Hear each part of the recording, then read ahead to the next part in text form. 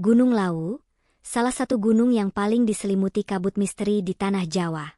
Tempat di mana legenda, kepercayaan, dan dunia gaib seolah hidup berdampingan dengan para pendaki yang menapakkan kaki. Pandu, seorang pemuda asal Bekasi, melakukan pendakian seorang diri ke Gunung Lawu tepat menjelang malam 1 Suro.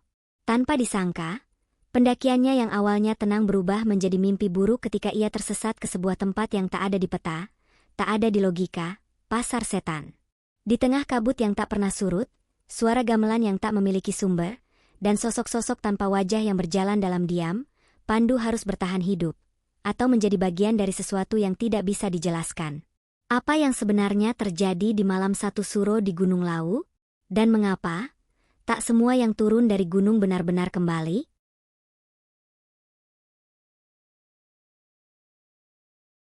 Kabut tipis mulai merayap turun dari pucuk-pucuk pinus di lereng Gunung Lawu. Langit di atas Cemoro Sewu menggelap perlahan, berganti warna dari jingga ke abu, lalu mendung kelabu yang menggantung berat seperti awan penuh rahasia. Udara sore itu dingin menggigit, menusuk pelan ke sela-sela jaket dan menyelinap ke dalam pori-pori kulit. Tak ada suara selain desir angin, sesekali diselingi bunyi burung kecil yang entah di mana. Pandu berdiri di depan gerbang pendakian, diam, hanya menatap jalur setapak yang perlahan menghilang ke dalam kabut. Dari kejauhan, papan bertuliskan selamat datang di jalur pendakian Gunung Lawu via Cemoro Sewu terlihat samar, seolah hendak menghilang bersama sisa-sisa cahaya sore. Di belakangnya, motor trail yang ia sewa dari terminal Magetan baru saja berlalu, meninggalkan aroma bensin bercampur tanah basah.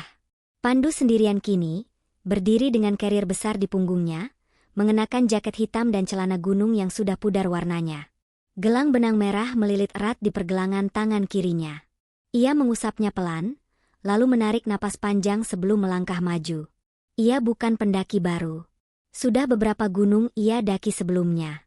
Sumbing, Ciremai, Prau, bahkan Rinjani 2 tahun lalu. Tapi ini pertama kalinya ia mendaki seorang diri.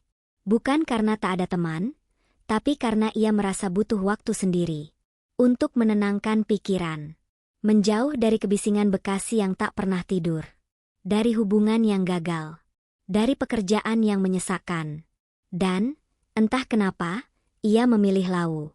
Gunung yang katanya penuh cerita mistis, penuh hal-hal yang tidak bisa dijelaskan. Langkah pertamanya berat, bukan karena beban di punggungnya, tapi karena udara di sekitar terasa aneh, terlalu tenang, terlalu sunyi. Bahkan hutan yang biasanya riuh oleh serangga pun sepi. Hanya derap langkahnya sendiri yang terdengar, bergema pelan di antara pepohonan. Di pos registrasi, tadi siang, ia sempat berbicara dengan seorang bapak tua yang menjaga warung kecil dekat pintu masuk. Orangnya ramah, tapi matanya tajam, seolah bisa menembus isi hati siapapun. "Sendirian, Mas?" Pandu hanya mengangguk sambil tersenyum. "Malam 1 Suro, loh, kok berani?" Pandu tertawa kecil. "Saya nggak percaya hal-hal begituan, Pak." Si bapak tak membalas, hanya mengangguk sekali dan memberikan segelas teh hangat. Teh itu masih terasa di tenggorokan Pandu. Hangatnya tinggal sedikit, tapi cukup membuat perutnya tidak mual saat mulai menanjak. Jalur awal cukup bersahabat.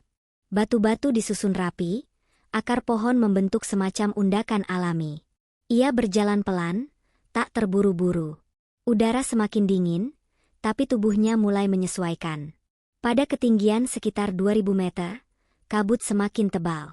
Pepohonan seperti siluet kelam, berdiri kaku seperti penjaga sunyi di kiri kanan jalur. Pandu berhenti sejenak, menengok ke belakang. Tak ada siapa-siapa. Memang tidak ada pendaki lain hari itu.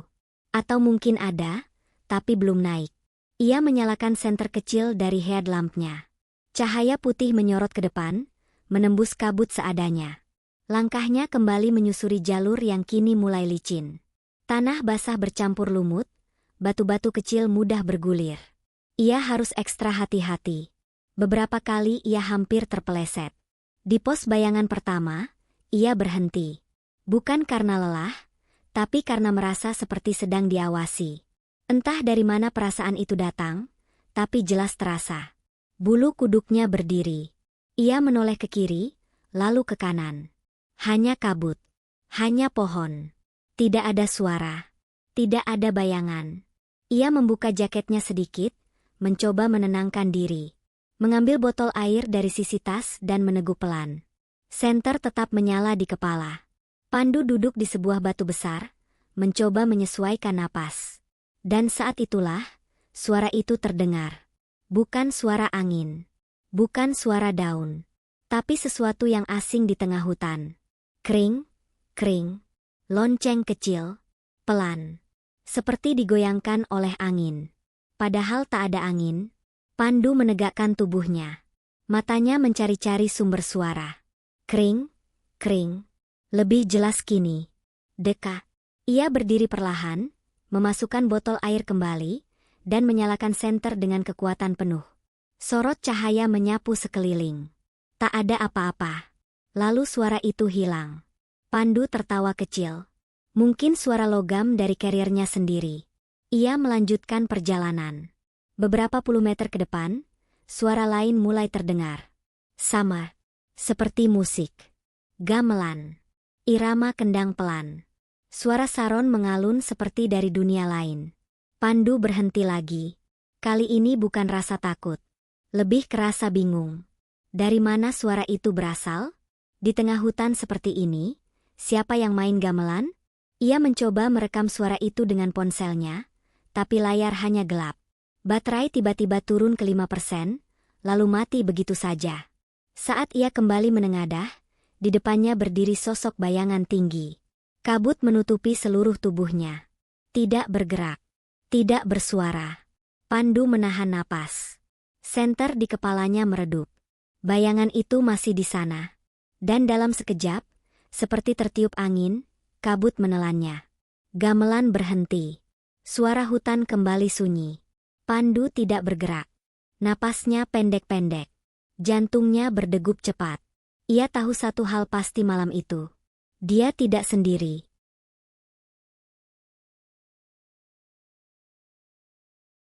Pandu terus berdiri kaku, terpaku di tempatnya, setelah bayangan tinggi itu menghilang dalam kabut.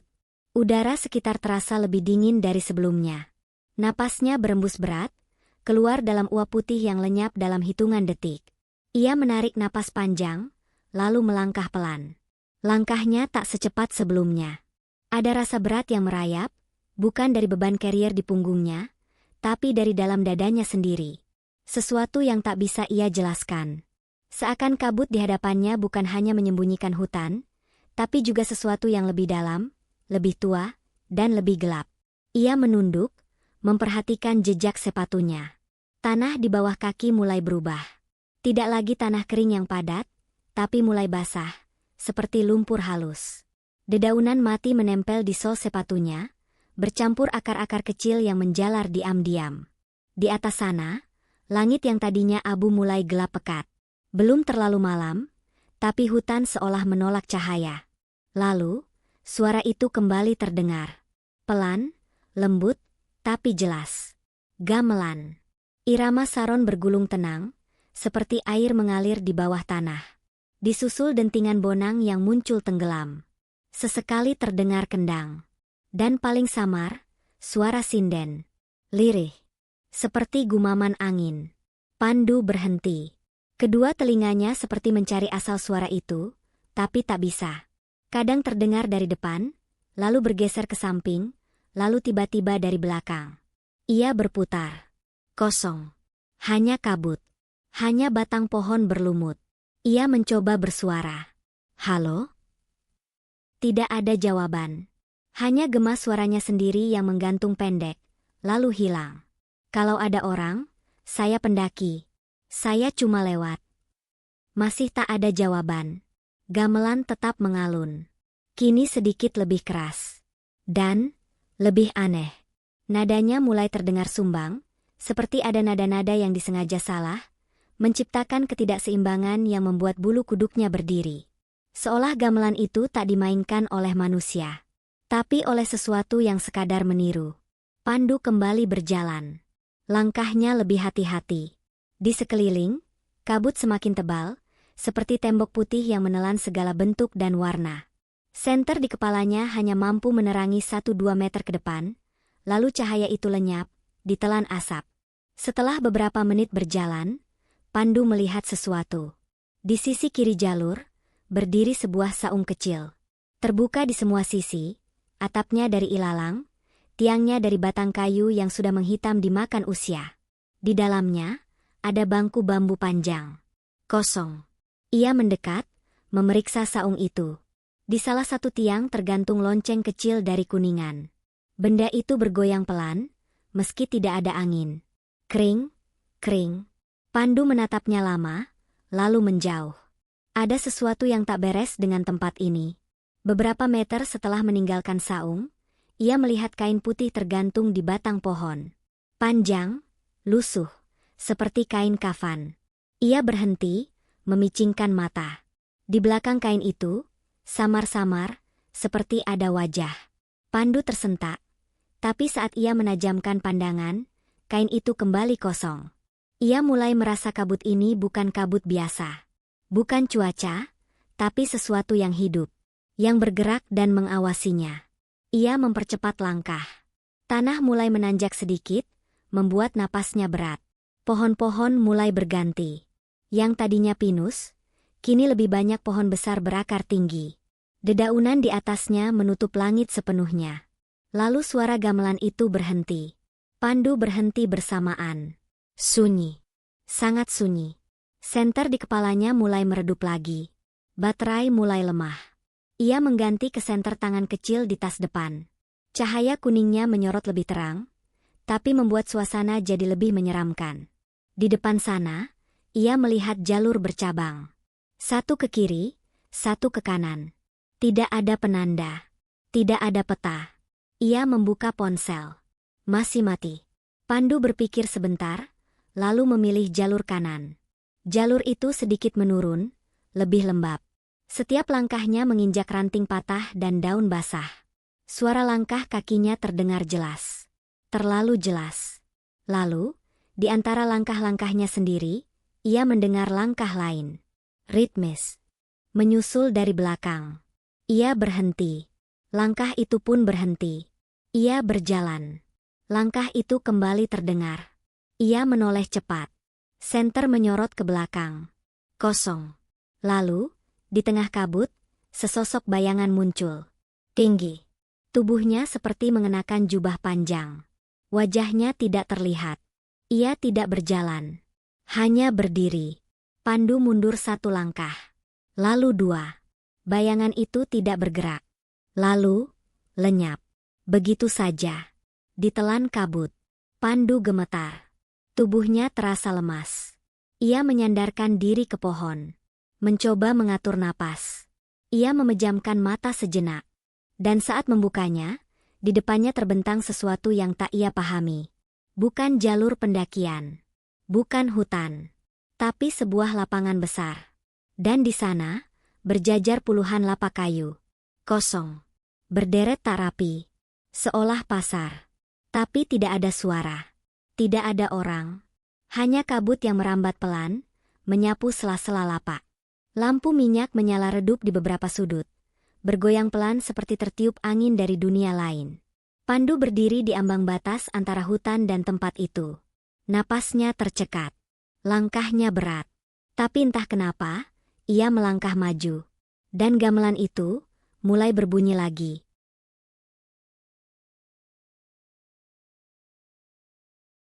Langkah Pandu terhenti tepat di tepi sebuah lapangan yang tak pernah ia lihat sebelumnya, bahkan di peta jalur pendakian sekalipun.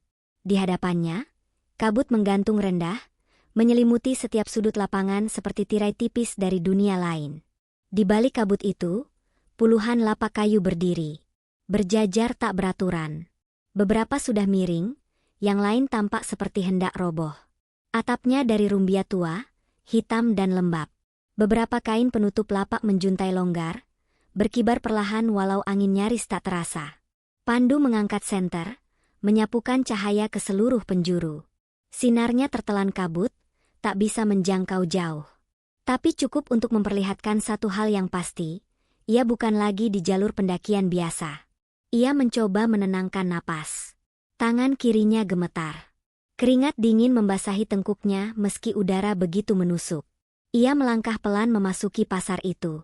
Setiap langkahnya menimbulkan suara gesekan lembut di tanah basah bercampur dedaunan mati. Lapak-lapak itu diam. Sunyi. Seperti sudah bertahun-tahun tak disentuh siapapun. Pandu berjalan di lorong sempit antara dua deretan lapak. Ia menoleh ke kanan. Di atas meja kayu reot, tergeletak bungkusan kain hitam kecil, dililit tali merah.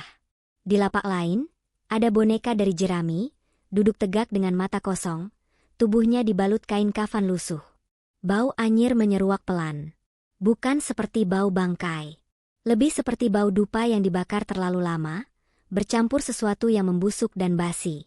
Pandu menutup hidungnya pelan dengan tangan. Namun rasa ingin tahu lebih besar dari ketakutannya. Ia terus berjalan, dan tiba di tengah pasar. Di sana, ada panggung kayu kecil, dikelilingi lampu minyak tua yang menyala redup. Di atas panggung, ada satu bangku panjang kosong, dan di depannya, sebuah meja batu, dengan semangkuk bunga 7 rupa yang sudah mengering. Ia berdiri mematung. Seolah tahu ia tidak seharusnya ada di sana. Dan pada saat itu, gamelan kembali terdengar. Pelan. Lembut. Seperti datang dari arah utara pasar. Kali ini, suara sinden terdengar lebih jelas. Gumaman panjang, seolah menyanyikan sesuatu dalam bahasa kuno. Pandu menelan ludah. Ia memutar tubuh perlahan. Dan ia melihat sesuatu. Di ujung lorong pasar, bayangan melintas cepat. Seperti seseorang berlari, namun tubuhnya tidak menyentuh tanah. Hanya siluet hitam dengan caping besar, meluncur di antara kabut, lalu lenyap di balik lapak. Jantung Pandu berdegup keras. Ia menyorot ke arah bayangan itu, tapi yang ada hanya lapak kosong. Ia mundur perlahan. Namun saat menoleh ke belakang, di panggung tadi sudah ada seseorang duduk. Ia tak pernah melihatnya datang. Tidak ada suara langkah. Tidak ada suara kursi bergeser. Hanya tiba-tiba ada di sana. Seseorang dengan pakaian serba putih. Duduk menghadap ke meja batu. Punggungnya membungkuk. Rambutnya panjang menjuntai ke bawah, menyentuh lantai kayu. Pandu ingin memanggil, tapi tenggorokannya tercekat. Ia tidak yakin itu manusia. Perlahan, sosok itu menoleh. Gerakannya lambat, kaku. Dan saat wajahnya terlihat, Pandu nyaris menjatuhkan senternya. Tidak ada mata. Hanya 2 cekungan dalam, hitam menganga.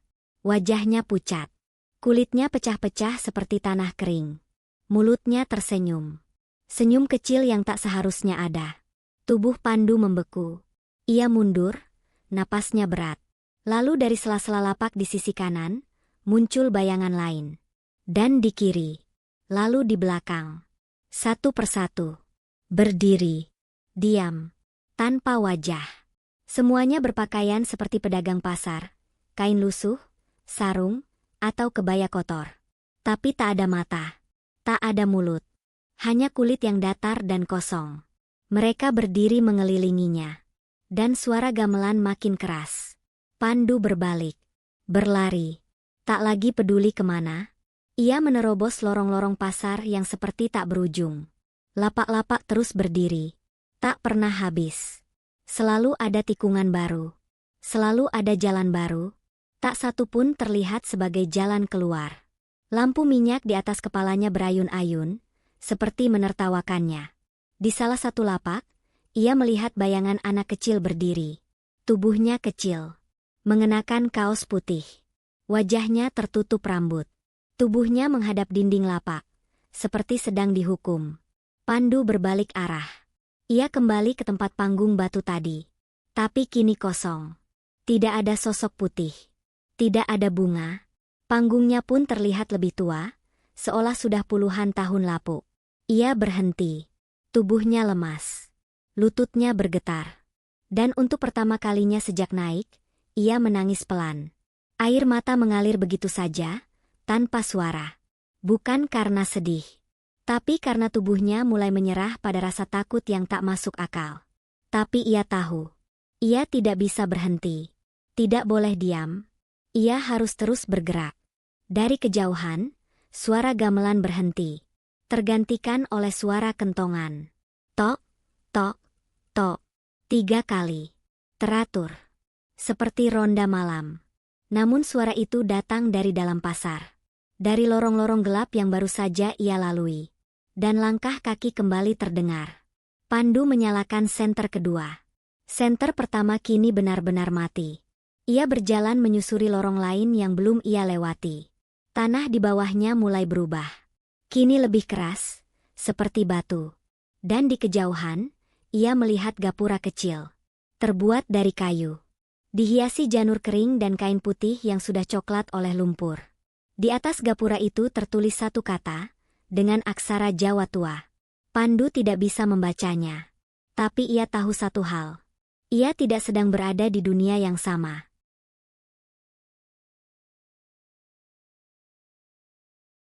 Pandu berdiri di depan gapura kayu yang menjulang senyap di tengah pasar. Tulisan di atasnya tak bisa ia pahami, namun tatapannya terpaku cukup lama pada seutas kain putih yang tergantung di sisi kanan gapura. Kain itu bergerak perlahan, bukan karena angin, tapi seperti diseret oleh sesuatu yang tak kasat mata. Ia melangkah masuk. Tak ada alasan logis untuk terus berjalan, tapi kaki Pandu seperti tak punya pilihan lain. Ia menapaki tanah keras berbatu yang menurun lembut, menyusuri lorong baru yang gelap dan lebih sempit dari lorong-lorong sebelumnya. Di sisi kanan kirinya, masih berderet lapak kayu. Kali ini lebih rapat. Atapnya menjorok rendah hingga senter Pandu beberapa kali memantul di permukaan kayu tua itu. Ia tak lagi mendengar gamelan, tapi atmosfernya jauh lebih pekat. Jauh lebih menekan. Di lapak pertama yang ia lewati, ada sosok seseorang duduk membelakanginya. Tubuhnya kecil, mungkin perempuan. Rambutnya panjang terurai hingga ke lantai. Ia mengenakan kebaya putih yang punggungnya penuh bercak kecoklatan, seperti darah kering yang tertinggal bertahun-tahun. Tubuhnya tidak bergerak. Pandu menahan napas. Ia menoleh sekali lagi. Perlahan. Tapi sosok itu tetap membelakanginya. Tidak bergerak. Di lapak kedua, ada lelaki tua duduk bersila. Wajahnya tertunduk. Tangan kanannya menggenggam sesuatu, seikat melati kering. Pandu mengarahkan senter ke wajahnya. Dan yang ia lihat membuat tubuhnya membatu. Lelaki itu tidak memiliki wajah. Dari bawah peci lusuhnya, hanya ada kulit licin seperti lilin meleleh. Tidak ada mata. Tidak ada hidung. Tidak ada mulut. Hanya permukaan kosong yang tampak mengkilap oleh cahaya senter. Pandu mundur perlahan. Lututnya hampir goyah.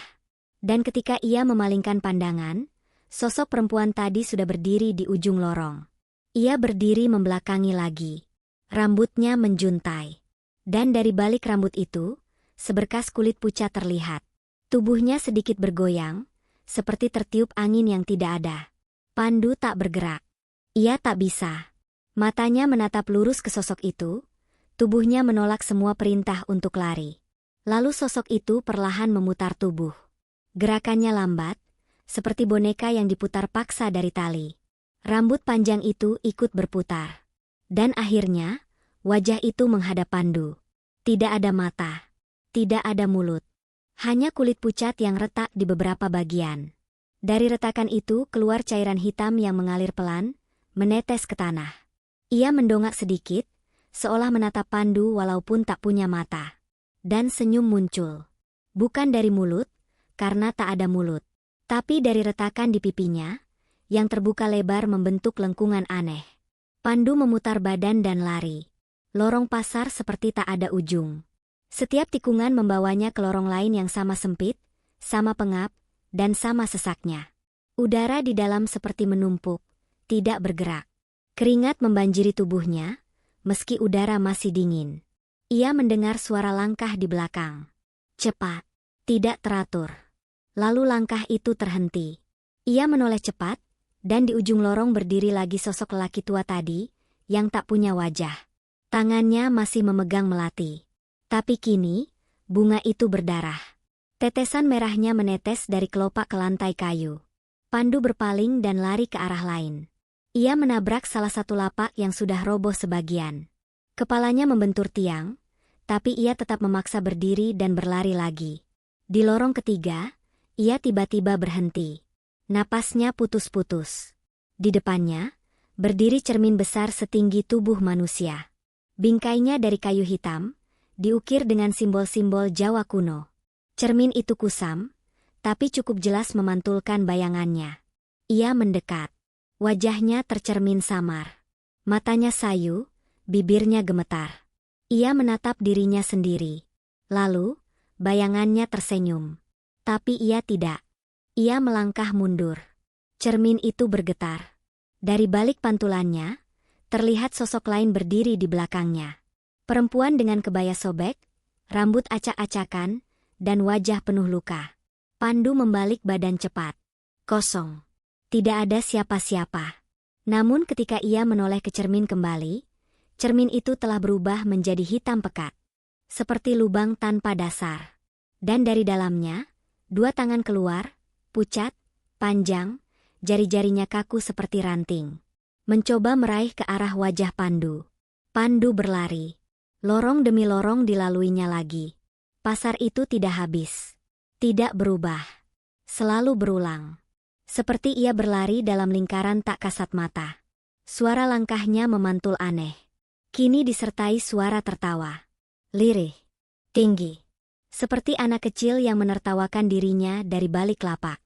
Lampu senter mulai berkedip. Pandu menggenggamnya erat. Dan akhirnya, ia tiba di ujung lorong. Di sana ada lorong lebih lebar, seperti jalan utama pasar. Ia mengarah ke tempat yang lebih terang. Ia berlari ke sana. Dan jalur itu membawanya ke ruang terbuka, semacam alun-alun kecil di tengah pasar. Di tengah alun-alun, ada tugu batu setinggi dada orang dewasa. Bentuknya bulat lonjong, diukir dengan motif ular melingkar. Di puncaknya, ada tengkorak manusia. Utuh. Bersih. Gigi-giginya masih lengkap. Pandu melangkah mundur. Tapi tiba-tiba dari balik kabut, satu persatu muncul sosok yang tadi ia temui. Lelaki tua tanpa wajah. Perempuan berkebaya berdarah. Anak kecil dengan rambut menutupi muka. Dan beberapa lainnya yang tak sempat ia lihat sebelumnya. Mereka berdiri mengelilingi alun-alun. Diam.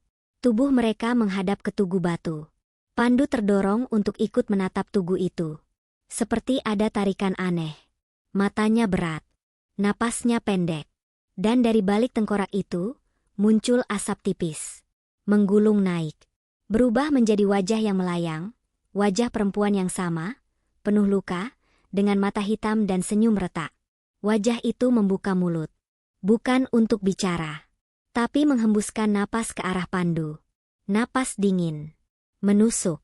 Membawa aroma melati busuk dan tanah kuburan. Pandu jatuh terduduk. Ia tahu, pasar ini tidak ingin membiarkannya pergi.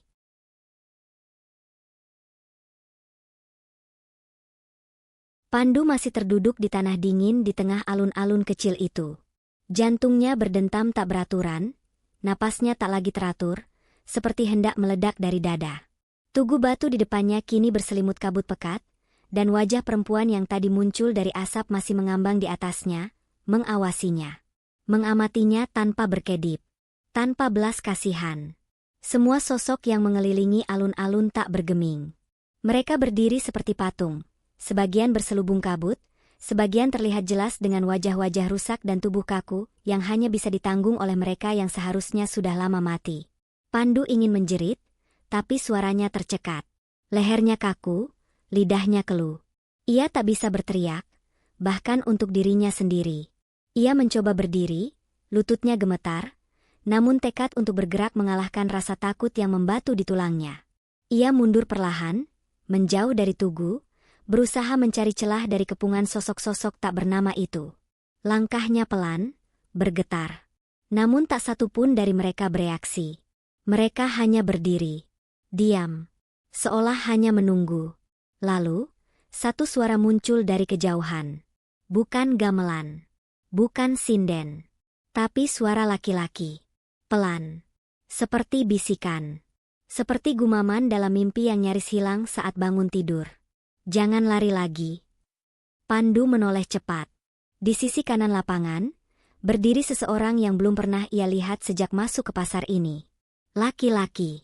Mengenakan jaket biru tua yang mulai pudar, celana lapangan, dan topi rimba. Tubuhnya kurus, tapi tegak. Wajahnya pucat, dengan mata cekung dalam, tapi tidak menyeramkan. Ia berdiri di bawah lampu minyak kecil yang bergantung dari kayu melintang di antara dua tiang lapak. Pandu tak bergerak. Tak yakin. Ayo ke sini, ucap laki-laki itu lagi. Suaranya pelan, tapi jelas. Ada semacam ketenangan dalam intonasinya. Tidak mendesak. Tidak mengancam. Pandu ragu. Tapi kemudian ia melangkah. Perlahan. Satu demi satu. Saat ia mendekat, semua sosok yang tadi berdiri di alun-alun menghilang begitu saja. Kabut menelan mereka satu persatu. Dan dalam sekejap, hanya tinggal Pandu dan laki-laki itu di tengah ruang sunyi. Siapa kamu? Suara Pandu lirih, nyaris tak terdengar. Laki-laki itu tidak langsung menjawab. Ia menunduk sebentar, lalu melangkah mundur, memberi isyarat agar Pandu mengikutinya. Bukan waktunya kamu ada di sini, katanya lagi. Pandu mengejar langkahnya. Tolong, saya nggak tahu ini apa. Saya cuma pendaki. Saya cuma... Malam satu suro bukan malam biasa, potong laki-laki itu. Dan tempat ini bukan sekadar pasar. Mereka berjalan menyusuri lorong sempit lain yang belum pernah dilewati Pandu. Kali ini lorongnya lebih gelap. Lapaknya lebih sempit. Dan entah kenapa, hawa di sekitarnya lebih hangat. Tapi bukan kehangatan yang nyaman. Lebih seperti hangat pengap dari ruang bawah tanah yang sudah lama tertutup. Kenapa saya bisa sampai sini? Tanya Pandu sambil terengah. Tadi saya cuma jalan di jalur Cemoro Sewu. Lalu kabut datang. Terus. Pasar ini memilih siapa yang bisa masuk, kata laki-laki itu tanpa menoleh. Bukan kamu yang datang, tapi mereka yang membawamu ke sini. Mereka siapa? Laki-laki itu berhenti, menoleh pelan ke arah Pandu. Mereka yang belum selesai urusannya. Di tengah lorong, mereka tiba di sebuah pondok kecil dengan dinding anyaman bambu. Hanya ada satu lilin menyala di dalam, diletakkan di atas mangkuk tanah liat. Aroma dupa samar menyelimuti udara. Laki-laki itu masuk lebih dulu. Pandu ragu sejenak, lalu mengikutinya. Di dalam ruangan kecil itu, hanya ada tikar pandan tua, sebuah kendi air, dan satu bingkai foto kecil yang ditutupi kain hitam. Ini tempatku menunggu, ucap laki-laki itu. Pandu duduk pelan, mencoba menenangkan napas. Tunggu apa? Tunggu sampai yang datang berikutnya bisa keluar. Mereka saling diam beberapa saat. Lalu Pandu bertanya, kamu siapa sebenarnya? Laki-laki itu menatap bingkai foto di depannya. Namaku Agus. Aku pernah naik Lawu, 12 tahun lalu. Juga sendirian. Waktu itu juga malam satu suro. Dan aku juga masuk ke pasar ini. Pandu membelalak. Berarti kamu mati? Mungkin. Mungkin juga tidak. Jawabnya tenang. Aku tidak tahu pasti. Tapi aku tidak bisa keluar. Tidak bisa kembali. Jadi aku memilih menunggu. Siapa tahu, ada yang datang. Dan bisa keluar. Pandu merasa tenggorokannya kering. Ia melihat wajah laki-laki itu lebih dekat. Kulitnya tidak pucat karena takut. Tapi seperti kehilangan warna, karena waktu yang terlalu lama tinggal di tempat yang tidak seharusnya dihuni manusia. Kenapa saya? Kenapa bukan pendaki lain? Pandu bertanya dengan suara bergetar. Agus menoleh pelan. Karena kamu membuka pintu itu sendiri. Kamu bawa gelang merah. Pandu mengangguk.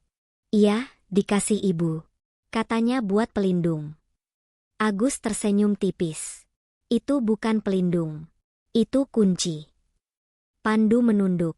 Perlahan ia melepas gelang benang merah di pergelangan tangan kirinya. Saat dilepas, udara dalam pondok tiba-tiba berubah dingin. Seperti angin meniup masuk lewat celah dinding bambu, membawa suara-suara jauh, gumaman, rintihan, dan tawa kecil yang menggema. Selama kamu pakai gelang itu, kamu tidak bisa pergi, kata Agus. Tapi kalau dilepas, kamu bisa lanjut ke jalur keluar. Cuma satu. Dan tidak semua yang mencoba berhasil sampai ke sana. Kemana? Agus menatapnya lama. Lalu menjawab, kamu harus temui dia. Siapa? Agus menunduk ke bingkai foto. Ia membuka kain hitam yang menutupi kaca. Dan di baliknya, terlihat wajah seorang perempuan muda. Mengenakan kebaya putih. Matanya sayu. Senyumnya lembut. Tapi ada sesuatu yang menyedihkan dalam pandangan matanya. Dia yang menjaga jalur keluar, bisik Agus. Tapi dia juga yang memilih siapa yang boleh pergi, dan siapa yang harus tinggal. Pandu merasa tengkuknya dingin. Agus meraih kendi di sampingnya, menuangkan air ke dalam cawan kecil, lalu memberikannya ke Pandu. Minum ini. Lalu keluar lewat lorong belakang. Jangan tengok ke belakang. Apapun yang kamu dengar, jangan jawab. Kalau kamu bisa sampai ujung lorong, dia akan menemuimu. Dan kalau nggak bisa? Agus tak menjawab. Pandu menatap air di tangannya. Bening. Tidak berbau. Perlahan, ia meminumnya. Rasanya pahit, seperti rempah-rempah dan tanah. Ia berdiri, membuka pintu bambu kecil di belakang pondok. Lorong sempit terbentang di depan. Gelap, sunyi. Hanya cahaya remang-remang dari ujung sana. Langkahnya berat, tapi ia mulai berjalan. Masuk ke lorong tanpa kepastian. Dan di belakangnya, suara lirih Agus terdengar. Jangan tengok ke belakang.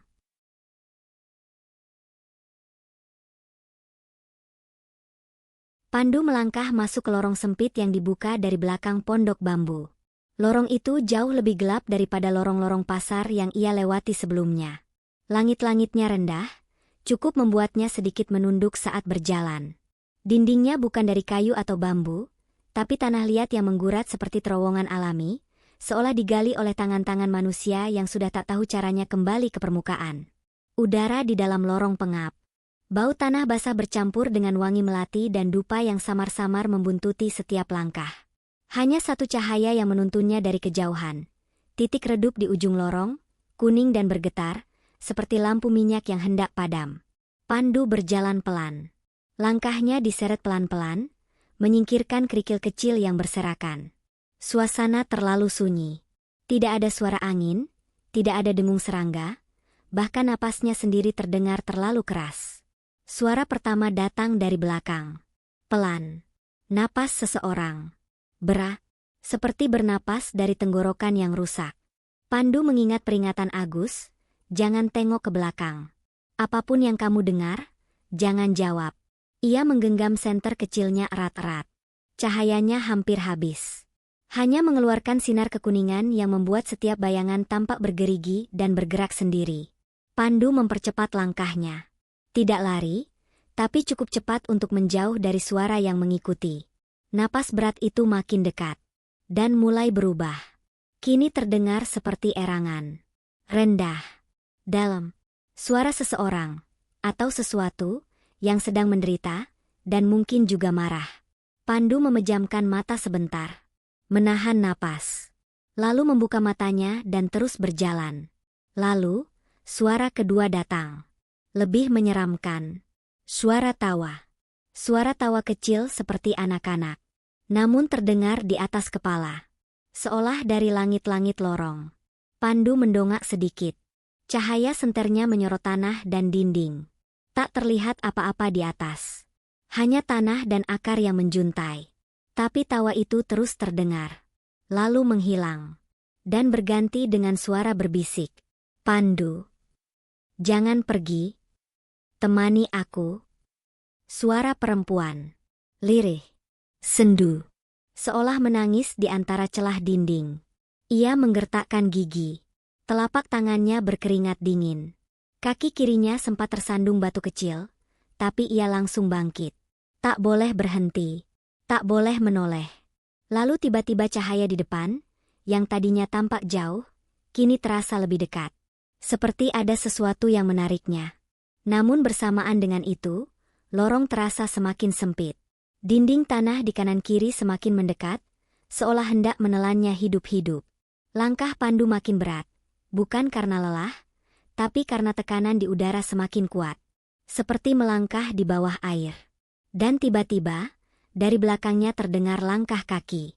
Berlari. Cepat. Seolah sesuatu sedang mengejarnya dengan kecepatan penuh. Pandu menahan napas dan terus berjalan. Tak peduli apapun yang terjadi di belakang. Suara itu semakin dekat. Suara napas berat. Suara kuku menyeret di tanah. Suara tubuh meluncur cepat. Dan ketika langkah itu nyaris menabraknya dari belakang, Semua suara mendadak berhenti. Lorong hening kembali. Pandu tidak menoleh. Hanya menggigit bibirnya keras-keras untuk tidak menjerit. Ia mendekati cahaya. Beberapa meter lagi. Hanya tinggal melewati satu belokan kecil. Tapi di sana, di persimpangan akhir, seseorang berdiri membelakanginya. Perempuan. Mengenakan kebaya putih yang lusuh. Rambutnya panjang, jatuh menutupi sebagian punggung. Ia diam. Tubuhnya berdiri tegak, sedikit miring ke kanan. Pandu berhenti sejenak. Tubuhnya gemetar. Ini pasti dia, pikirnya. Penjaga jalur keluar. Perempuan yang disebut oleh Agus. Perempuan yang ada di dalam bingkai foto. Mbak. Suara Pandu bergetar. Saya cuma mau keluar. Saya tersesat. Saya tidak tahu harus kemana lagi. Perempuan itu tidak menjawab. Pandu melangkah pelan. 1, 2, 3 langkah. Ia mulai mendekat, berhati-hati. Perempuan itu tetap tidak bergerak. Dan saat Pandu tinggal 1 langkah di belakangnya, perempuan itu perlahan menoleh. Gerakannya lambat. Memutar leher, bukan badan. Wajahnya. Wajah yang sama seperti di foto. Tenang. Pucat. Cantik, tapi membeku dalam kesedihan. Namun ada yang berbeda. Di bagian matanya, ia menangis. Air matanya hitam, seperti tinta, mengalir diam-diam ke pipi. Mulutnya sedikit terbuka. Lalu tanpa suara, ia bicara. Bibirnya bergerak, pelan sekali. Pandu melihat gerakan bibir itu. Dan entah bagaimana, ia bisa membaca ucapan yang tak bersuara itu. Ikut aku. Perempuan itu berbalik. Lalu berjalan masuk ke lorong yang terang. Pandu mengikuti. Lorong itu tidak sepanjang lorong sebelumnya. Hanya puluhan meter. Dan di ujungnya, terdapat cahaya putih seperti sinar bulan, menerobos celah dari sela-sela akar pohon besar. Aroma tanah basah, dan udara segar, akhirnya terasa lagi. Perempuan itu berhenti di depan akar besar yang membentuk semacam pintu lengkung. Ia menoleh sekali lagi. Senyum samar muncul di wajahnya. Dan tubuhnya memudar pelan. Seperti asap. Seperti kabut yang hilang saat terkena cahaya pagi. Pandu melangkah maju. 1 langkah. 2. 3. Lalu menunduk melewati akar itu. Dan saat ia membuka matanya, ia telah berada di tengah hutan. Hutan sesungguhnya. Tidak ada lapak. Tidak ada kabut pekat. Tidak ada gamelan. Hanya pohon-pohon tinggi dan suara burung malam yang bersahutan. Di kejauhan, suara sungai mengalir. Langit sudah gelap, tapi bukan kegelapan kabut, melainkan malam yang wajar. Ia melihat bintang. Ia mendengar jangkrik. Ia terisak pelan. Ia selamat. Tapi, di antara suara malam itu, di ujung telinganya, ia masih bisa mendengar sesuatu. Denting pelan. Seperti logam kecil bergoyang. Kring, kring. Lalu hening.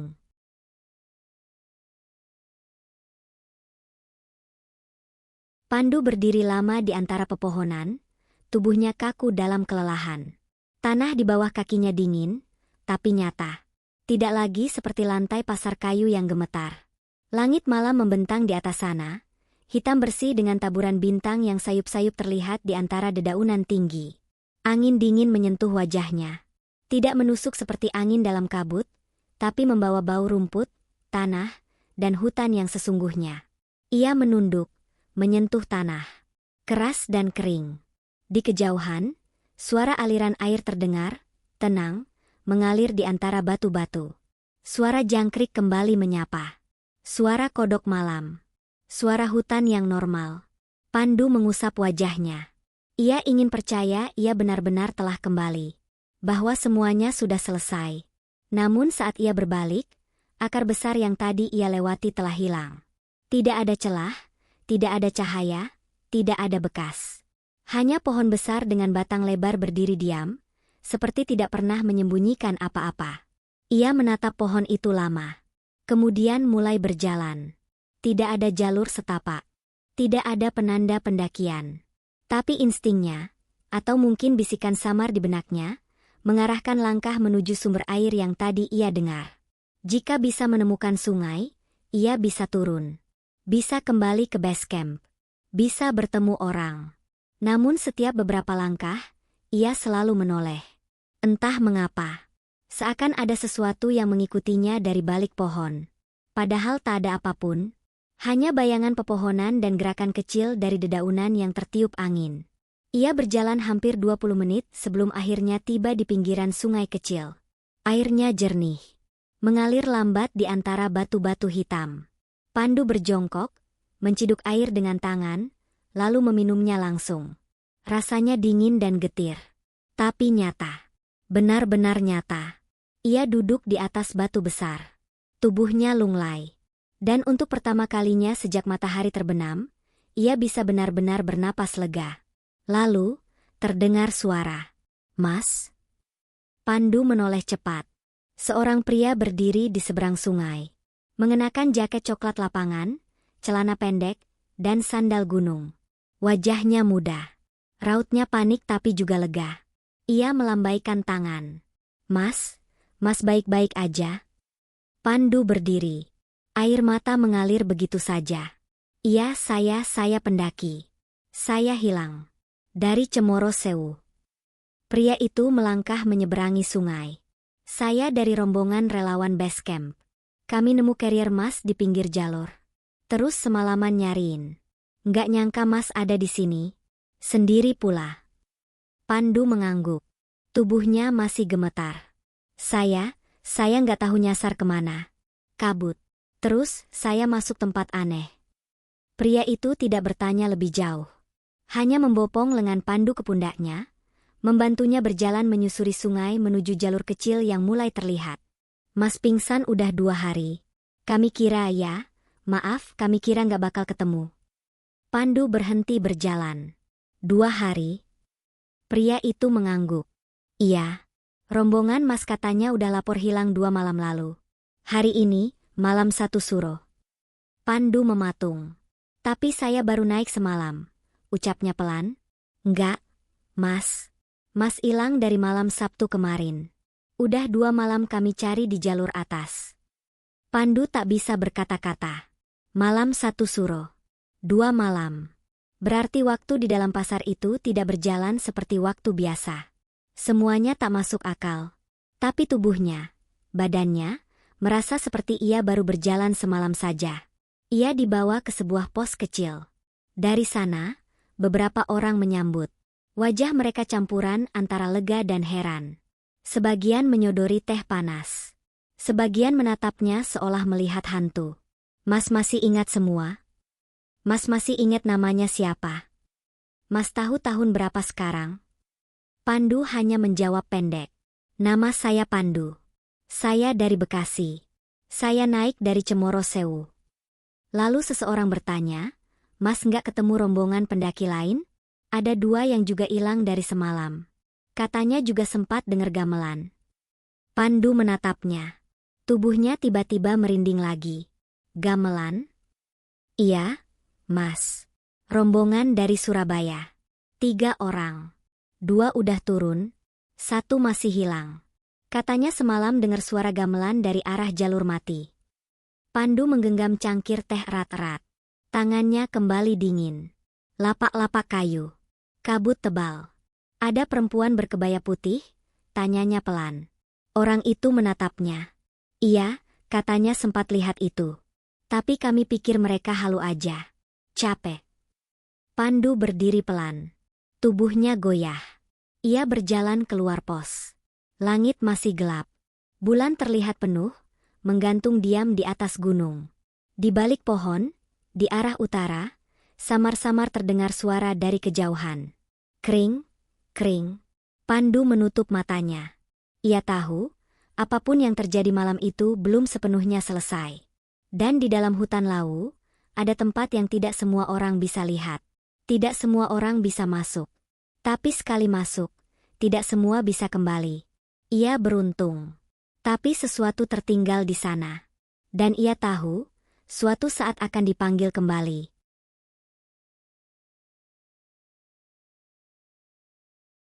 Seminggu telah berlalu sejak Pandu kembali dari Lawu. Ia sudah kembali ke Bekasi.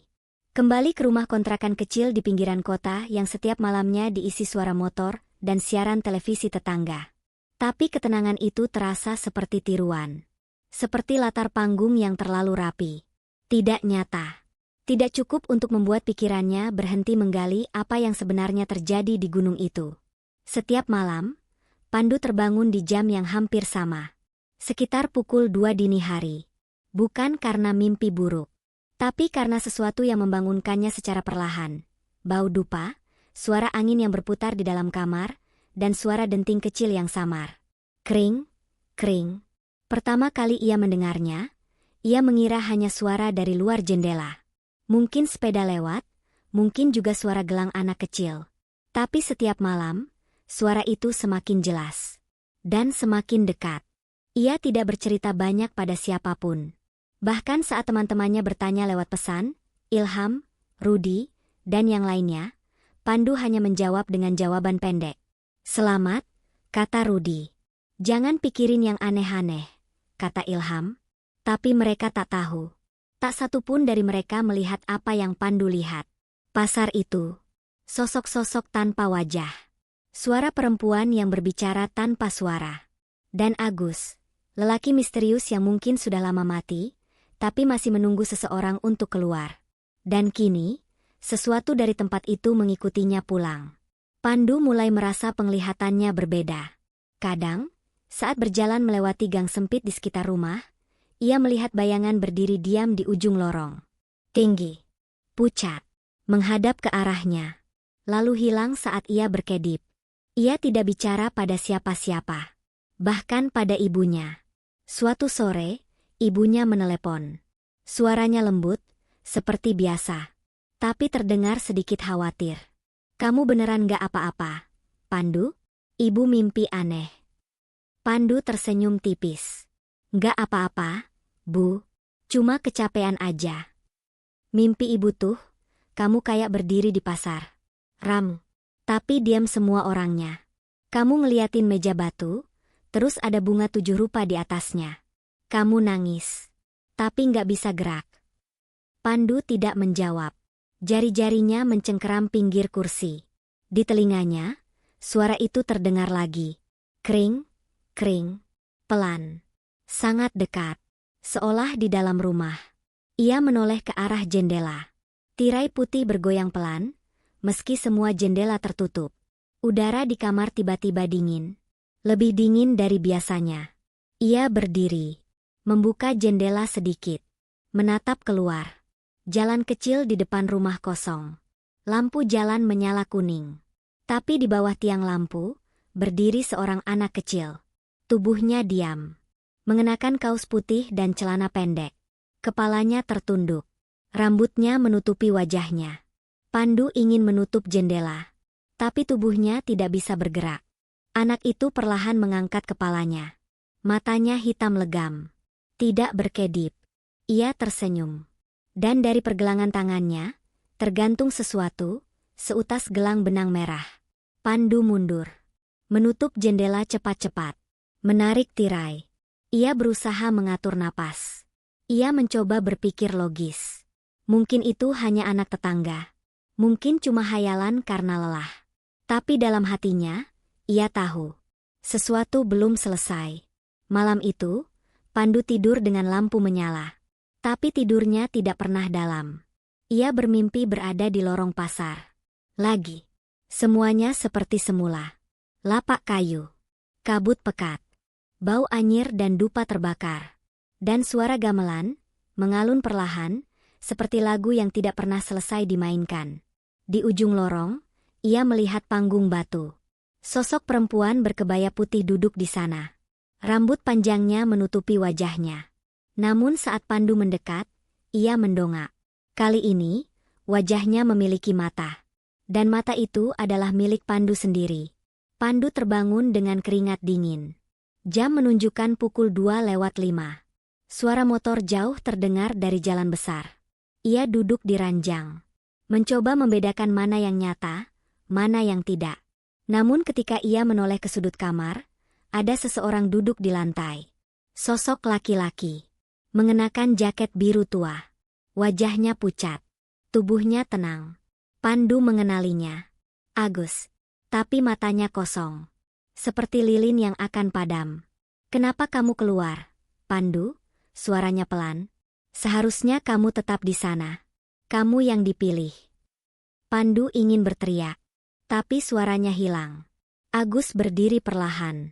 Tubuhnya bergerak kaku, seperti tubuh yang sudah lama tidak digunakan. Lalu ia berjalan ke arah jendela, membuka sedikit tirai, dan berkata dengan suara yang hampir tidak terdengar. Dia masih mencari yang belum kembali. Pandu melihat keluar. Di bawah tiang lampu, anak kecil tadi sudah tidak sendiri. Di belakangnya berdiri sosok-sosok lain. Yang tanpa wajah. Yang berkebaya putih.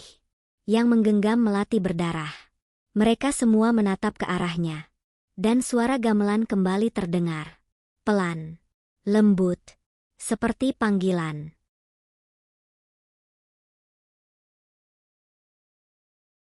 Pagi itu Pandu duduk di pinggir tempat tidurnya, menatap lurus ke jendela yang masih tertutup tirai. Sinar matahari belum naik sempurna. Langit berwarna kelabu, dan udara pagi seharusnya menenangkan, tapi tubuhnya tetap tegang. Semalaman ia tidak tidur. Atau mungkin, lebih tepatnya, tidak bisa. Ia terus memikirkan satu hal, wajah Agus, yang muncul di sudut kamar. Kata-katanya masih terngiang jelas.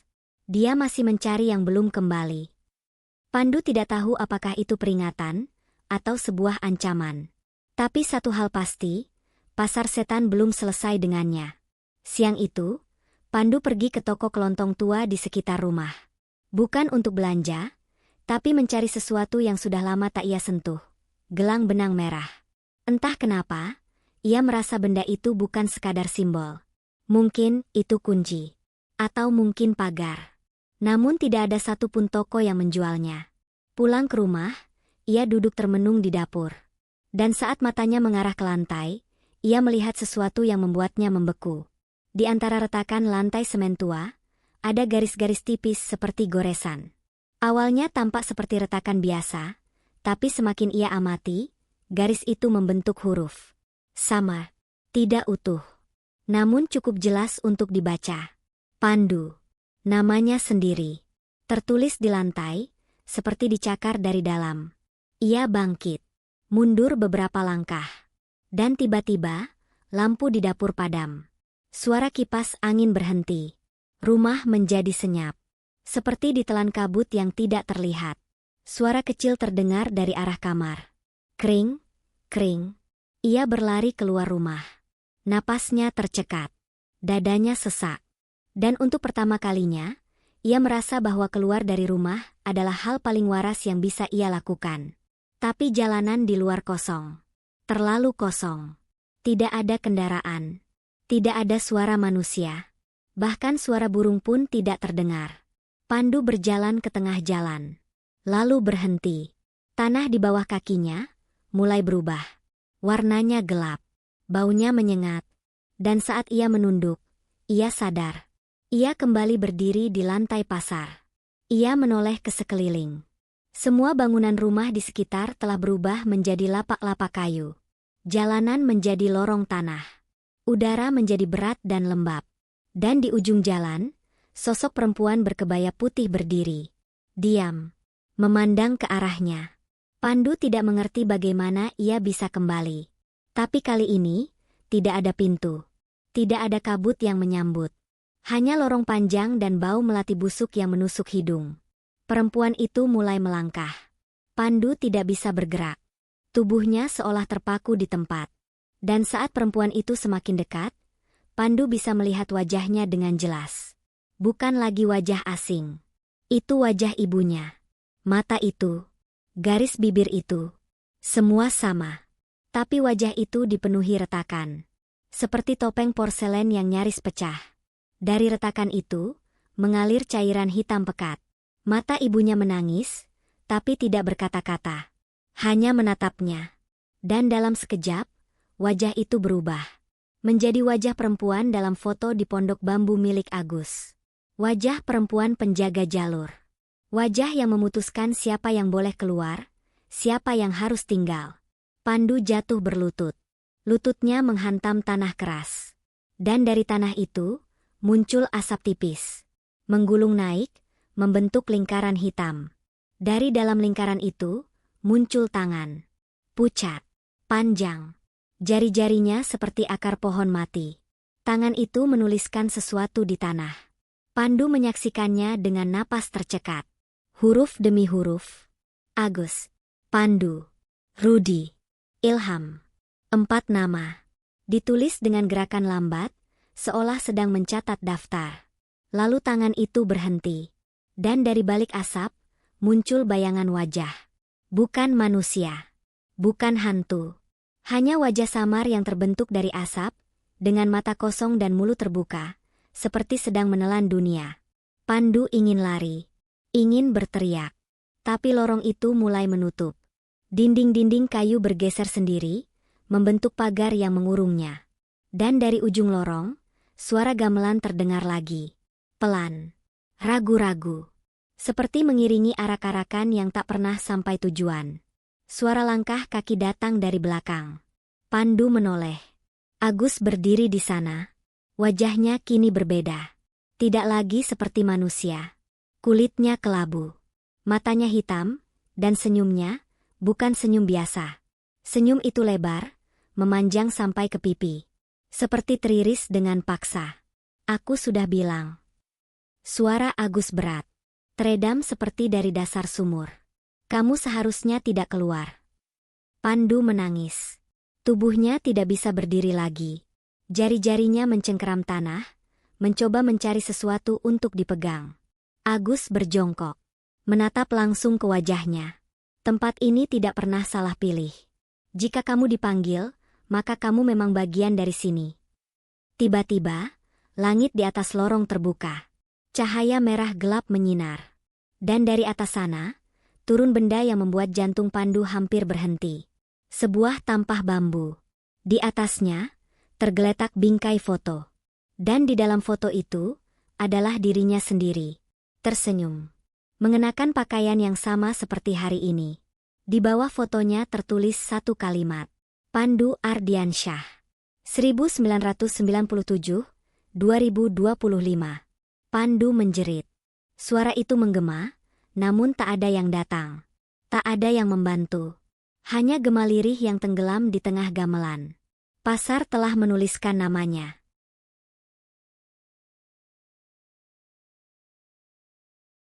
Suara gamelan semakin keras. Dentingannya berulang, mendesak, menyayat udara seperti irama kematian. Pandu masih terduduk di tanah, tubuhnya menggigil, matanya terpaku pada bingkai foto di atas tampah bambu. Fotonya sendiri. Senyum yang tak pernah ia buat. Latar belakangnya kabur, tapi tampak seperti hutan. Dan di bawah namanya, 2 tanggal sudah dituliskan. 1997-2025. Seolah semuanya telah selesai. Padahal jantungnya masih berdetak. Napasnya masih terengah. Pikirannya masih terperangkap dalam ketakutan yang tak ia pahami. Di sekelilingnya, pasar mulai hidup. Sosok-sosok muncul dari balik kabut dan bayangan. Mereka bukan manusia biasa. Tubuh-tubuh yang sudah membusuk, kepala yang hanya setengah, tangan yang menjuntai tanpa tulang. Tapi semuanya bergerak dengan ritme yang sama. Pelan, pasti, menuju ke tengah lapangan tempat Pandu berada. Ia ingin berdiri, melawan. Tapi tubuhnya seolah dicengkeram oleh tanah itu sendiri. Akar-akar kecil menjalar di sekelilingnya. Merambat ke kaki, ke pinggang, lalu ke dada. Menahannya dalam posisi setengah sujud. Lalu terdengar suara langkah pelan. Langkah sandal kayu. Lirih dan berulang. Sosok perempuan berkebaya putih muncul dari balik panggung batu. Kali ini ia tak sendiri. Di belakangnya ada barisan anak-anak kecil, para lelaki tua, perempuan muda, semuanya dalam pakaian tempo dulu. Wajah mereka kosong. Tak ada amarah. Tak ada iba. Hanya kesunyian yang memancar dari tatapan mereka. Perempuan itu berjalan perlahan ke arah Pandu. Setiap langkahnya membuat tanah gemetar halus. Dan di tangannya, ia membawa sesuatu. Seutas benang merah, yang ujungnya tergulung seperti gelang. Ia berhenti tepat di depan Pandu. Menatap dari atas. tak berkata apa-apa. Hanya berdiri. Kemudian, dari mulutnya, keluarlah suara. Bukan ucapan. Bukan teriakan. Melainkan doa. Lirih. Halus. Dalam bahasa yang terlalu tua untuk dipahami. Seperti mantra yang mengalir dari zaman yang tak tercatat. Dan perlahan, para sosok yang mengelilingi pasar mulai ikut bersuara. Gumaman rendah. Serempak. Seperti nyanyian sakral dalam ibadah kematian. Pandu menutup telinga. Tapi suara itu tidak berasal dari luar. Suara itu datang dari dalam kepalanya. Di sela gumaman itu, terdengar lagi suara Agus. Entah dari mana, entah dari tubuh, entah dari tanah. Selamat datang kembali. Lalu semuanya gelap. Di sebuah pos pendakian, dua relawan tengah berbincang. Jadi yang kemarin itu, siapa? Tanya salah satu. Nggak tahu, jawab yang lain. Anehnya, logistiknya masih utuh. Carrier, sepatu, botol. Tapi nggak ada jejak kaki turun. Nggak ada tanda-tanda jatuh juga. Padahal teman-temannya bilang dia sempat turun. Dan yang di base camp itu? Yang katanya dia datang sendiri? Nggak ada yang lihat. CCTV mati pas dia masuk. Terus hilang. Mereka saling diam. Lalu salah satu dari mereka berjalan ke papan pengumuman. Menggantungkan satu lembar kertas baru. Di atasnya, tertulis. Hilang, Pandu Ardiansyah. Dinyatakan belum ditemukan sejak malam 1 Suro. Terakhir terlihat di jalur Cemoro Sewu. Di bawah tulisan itu, ada satu foto. Wajah Pandu. Senyum kecil. Mata yang lelah. Dan di pojok kanan bawah, ada coretan halus yang tak tercetak dari komputer. Tulisan tangan. Entah siapa yang menulisnya. Pasar tidak pernah salah pilih. Sore itu, kabut mulai turun lebih cepat dari biasanya di lereng Gunung Lawu. Dan di antara kabut, samar-samar, terdengar suara yang familiar. Kring, kring. Lalu disusul alunan gamelan. Pelan. Berulang. Tak pernah selesai.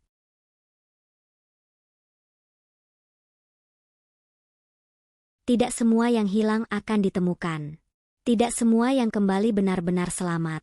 Dan tidak semua jejak di gunung akan hilang oleh waktu. Pandu adalah satu dari sedikit yang dipanggil, dan mungkin satu dari banyak yang tak pernah benar-benar kembali. Di balik kabut Gunung Lawu, pasar itu masih ada. Denting gamelan masih mengalun. Dan satu persatu, nama-nama terus ditulis di tanah. Malam 1 Suro akan datang lagi. Dan pasar setan akan membuka jalannya sekali lagi. Bukan untuk siapapun, tetapi untuk mereka yang memang dipilih.